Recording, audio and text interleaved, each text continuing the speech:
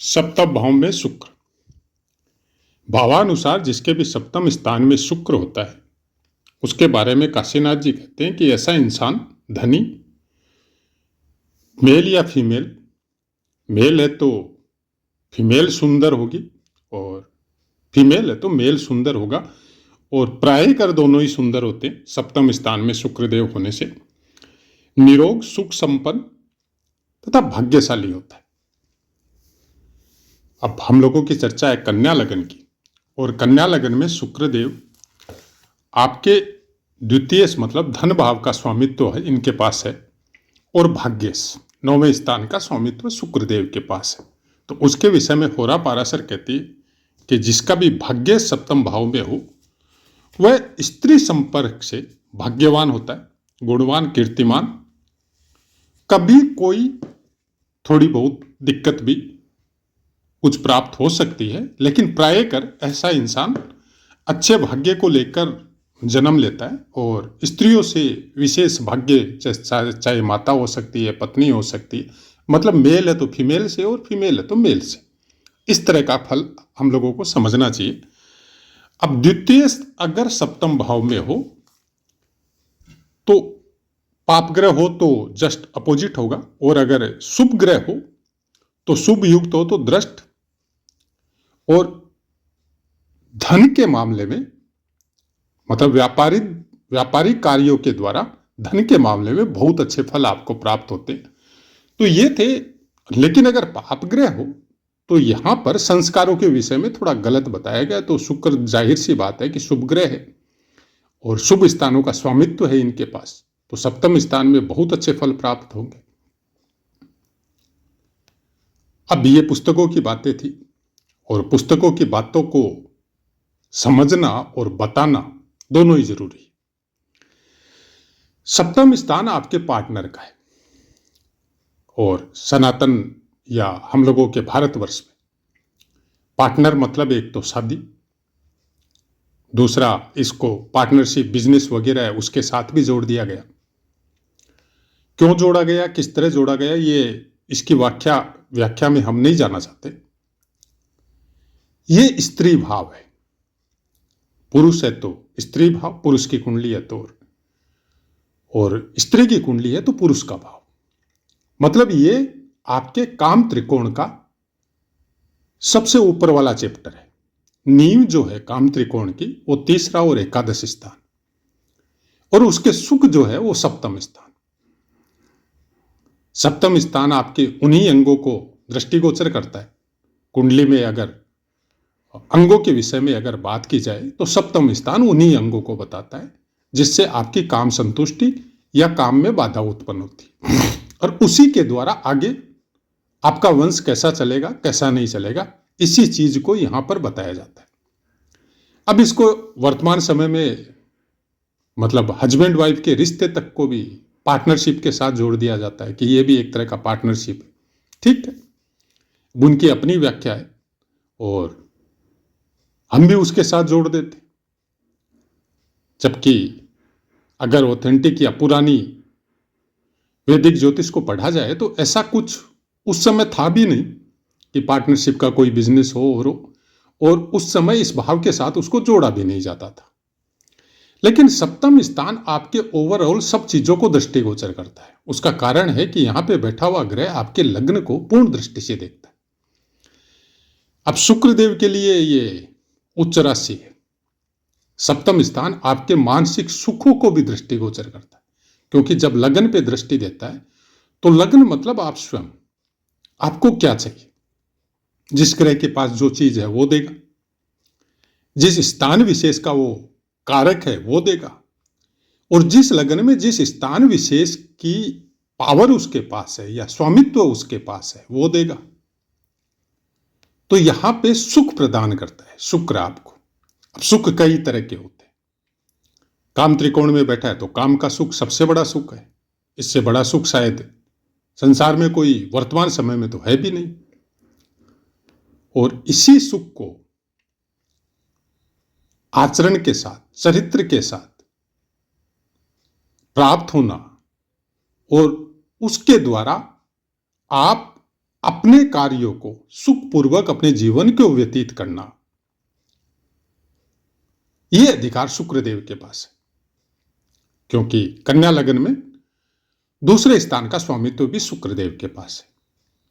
तो दूसरे स्थान मतलब धन संबंधी, हो सकता है आपकी शादी वहां हो जहां पे आपकी ससुराल बहुत धनी हो।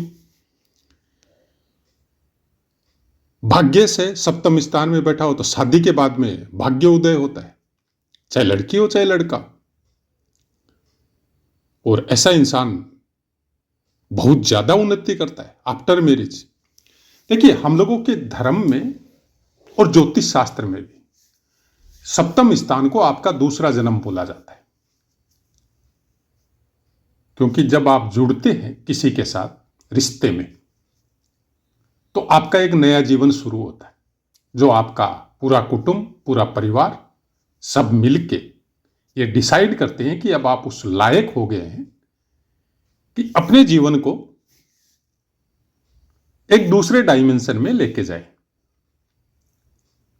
आपका जीवन अब एक्चुअलिटी में शुरू होगा, गृहस्थाश्रम में आपका प्रवेश होगा और उसका सुखपूर्वक भोग करते हुए बचपन के जो संस्कार है, जो आपके इस जीवन के पहले जो आपका ब्रह्मचर्य आश्रम था, बालपन था, उसके साथ जो पूरा कुटुंब जुड़ा हुआ है, पूरी सबकी इज्जत आपके साथ जुड़ी हुई है, उन सबको साथ लेके इस जीवन को आनंद पूर्वक भोग के और उन सब की रक्षा करते हुए, उनके चरित्र और उनके संस्कारों की रक्षा करते हुए आप अपनी अंतिम परिणति मतलब 12वें स्थान तक आप जाते हैं।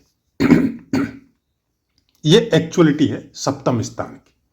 क्योंकि सप्तम स्थान और लगन एक दूसरे के पूरक है।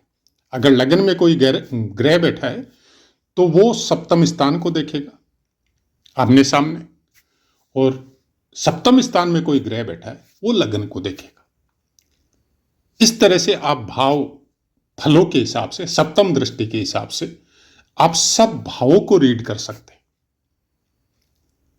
जिसके भी जो भी भाव में जो ग्रह बैठे, वो ग्रह अपने से सप्तम को पूर्ण दृष्टि से देखते हैं, सब ग्रह। बाकी कुछ है, मंगल है, गुरु है, शनिदेव है, इनको कुछ अलग दृष्टियां भी है। तो जब शुक्रदेव का यहां पर जब प्लेसमेंट होता है तो मानसिक अवस्था आपकी प्लस और माइनस दोनों हो सकती है। अगर शुक्रदेव यहां पर पीड़ित हो, किसी क्रूर या पापी ग्रह के द्वारा दृष्ट हो, या आपका लग्न पीड़ित हो,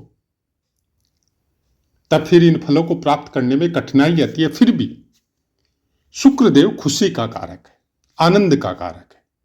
क्योंकि जितनी शक्ति आपकी जिस तरह की रहती है आपके अंदर, ब्रह्मचर्य का प्रभाव जितना आपके अंदर इकट्ठा है, जितनी पावर, वो एनर्जी आपके अंदर है, वो एनर्जी आपको सुख महसूस करवाने के लिए है। हर परिस्थिति में सुखी होना। बहुत से आदमी देखे होंगे आपने, वृद्धावस्था को प्राप्त हो गए, बहुत सी तकलीफें उन्होंने भोगी, हो सकता है वर्तमान में भी भोग रहे हो अपने जीवन में, फिर भी आप देखिएगा हंसी मजाक में तन्मय रहते हैं और हमेशा आनंद में रहते हैं। टेंशन कोई चीज की लेते नहीं है, हर चीज को मैनेज करने की कोशिश करते हैं। शुक्रदेव दो चीजों के कारक है, भौतिक प्रेम और आध्यात्मिक प्रेम। आपने साधु संतों को देखा होगा, एक अलग कोने में बैठ के और भगवान से या ईश्वर से या जो भी उनका इष्ट है उसके साथ इस तरह से मतलब प्रेम में उनके अविरल अश्रुधारा बहते रहती है और वो भूल जाते हैं कि वो कहाँ बैठे हैं और उनकी अवस्था क्या है। अब ऐसे गृहस्थ भी है। आप ये मत सोचिए कि केवल ये अवस्था साधु संतों की होती है, नहीं, गृहस्थियों में भी। बस ठीक है, वो नजर नहीं आते आपको, क्योंकि उनके पास न तो भेष है, न उनके पास कोई आश्रम है, न वो कहीं जंगल में बैठे। आपके अपने परिवार में हो सकते हैं ऐसे, तो उनका प्राय कर हंसी उड़ाया जाता है या चीट किया जाता है। मतलब बच्चे लोग या कुछ तरुणावस्था वाले भी, या और कुछ कि चलिए बाबा जी का मजा लेके आते हैं। आप मजा नहीं ले रहे हो, वो अपने भाव में आपको कहानी बोलते बोलते भगवान की कोई, और उनकी अश्रुधारा बहती है इसलिए कि वो कहानी बोलते बोलते उस कहानी के एक पार्ट बन जाते हैं। उनके सामने वो कहानी, जैसे राम रावण की कहानी कह रहा है कोई बुजुर्ग, और उसकी अश्रुधारा आ रही है आंखों में, आंसू छलकने लग गए या बहने लग गए, तो वो वहां पर अपने आप को उस कहानी में अपने पार्ट को, अपने आप को फिक्स कर देता है और वो चलचित्र देखता है बाकायदा, जैसे टीवी पे हम लोग कोई फिल्म वगैरह देखते हैं। और हम लोग सोचते हैं कि हम लोग बाबा जी को इस तरह से करके हम लोग आनंदित हो रहे। आप आनंदित नहीं हो रहे, आप उस नेचुरलिटी के द्वारा दंडित होने के लिए तैयार रहिए। और वो दंड कब मिलेगा, किस तरह से मिलेगा, यह तो वो नेचुरलिटी डिसाइड करेगी, क्योंकि वो साधु स्वभाव आदमी आपको दंडित नहीं करेगा। वो तो अपनी कहानी में मस्त है, आपने उसके लिए आनंद के द्वार खोल दिए, वो वापस उसमें तन्मय हो गया और अपने प्रभु के दर्शन कर रहा है। लेकिन नेचुरलिटी आपके कर्म को देखती है। हम लोग ऐसे जीवन में बहुत से कर्म इस तरह के करते हैं जिनका हम लोगों को पता ही नहीं है कि हम लोगों को प्रारब्ध में वो दंड लिख दिया गया है। और जब समय आता है तब बोलते हैं कि हम लोगों ने कोई कर्म ऐसे किए ही नहीं, जबकि ऐसे कर्म बोला जाता है ना कि किसी अच्छे हृदय वाले आदमी, जो निष्पाप है, जो किसी का बुरा नहीं चाहता न सोचता, जो हमेशा प्रभु के नाम में रत रहता है, या अपने परिवार को या किसी का भी भला करने में वो कभी कोई गलत रास्ते को नहीं अपनाता है, उसको आप सताने जाते हो। आपका प्रारब्ध थोड़ा अलग चल रहा है, उस समय हो सकता है आपको दंड नहीं मिला हो।